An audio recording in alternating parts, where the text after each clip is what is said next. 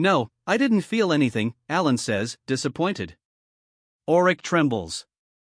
Usually, a pact's formation causes the contract scroll to disappear, but the blood-red patterned scroll remains. Alan feels no change in his vortex, leaving Auric uneasy. He dismisses his thoughts and has Alan try another scroll. Again, the result is the same. How can this be? Auric exclaims, losing his composure.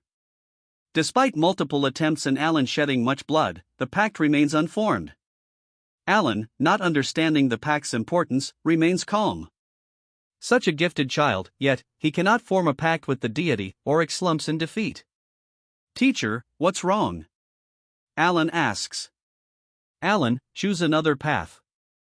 You cannot become an arcane mage, Auric says wearily. Half a year ago, Auric saw Alan's potential and had high hopes. He knew Alan's arcane talent likely exceeded 6 levels and kept it secret to prevent Alan from being taken by a more prestigious arcane academy. Auric, wanting to train a disciple to carry on his legacy, was thrilled when Alan formed an arcane vortex in just half a year. But now, without a pact with the deity, all his hopes are dashed. Why can't I become an arcane mage? Alan asks urgently. Arcane energy is mystical. To control it, we need the deity's help. Without a pact, you cannot practice arcane magic, Auric says weakly. Why do we need the deity? Isn't there another possibility? Alan persists. What possibility? I am also a deity. 9-year-old Alan replies. Alan's remote village upbringing left him with little concept of the deity. During his arcane talent test, he learned that limits can be broken. Thus, he feels it's wrong to make conclusions without trying. So, he thinks if he can't form a pact with the deity, either he is abandoned by the deity, or he is also a deity. Alan can't form a pact with the deity, and he claims he is also a deity. A few days later, this news spreads throughout Silverglow Arcane Academy.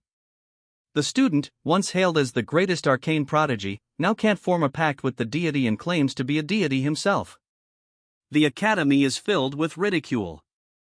Alan quickly becomes known as an arrogant fool and a daydreamer. The deity is an eternal presence on the Alandia continent, beyond the reach of any ordinary person. In the entire Telesia Empire, there are only 10 grand arcane mentors. Even they need to form pacts with the deity. Becoming a deity is far beyond human capability. From grand arcane mentor to ethereal deity is an insurmountable leap. Every arcane mage must form a pact with the deity to progress. How can humans surpass the deity with the power borrowed from the deity? Alan's claim is laughable. This incident spreads through the academy, turning Alan from a genius into a laughingstock. His claim becomes the biggest joke in Silverglow Academy. Even walking down the street, Alan often hears students mocking him, saying, "Oh, isn't that the deity? Deity, please form a pact with me." Deity Alan becomes a well-known term for failure in Silverglow Academy. Alan frequently hears discussions about him, once the top arcane prodigy, now a laughingstock, unable to form a pact with the deity. This situation is unprecedented in Silverglow Academy.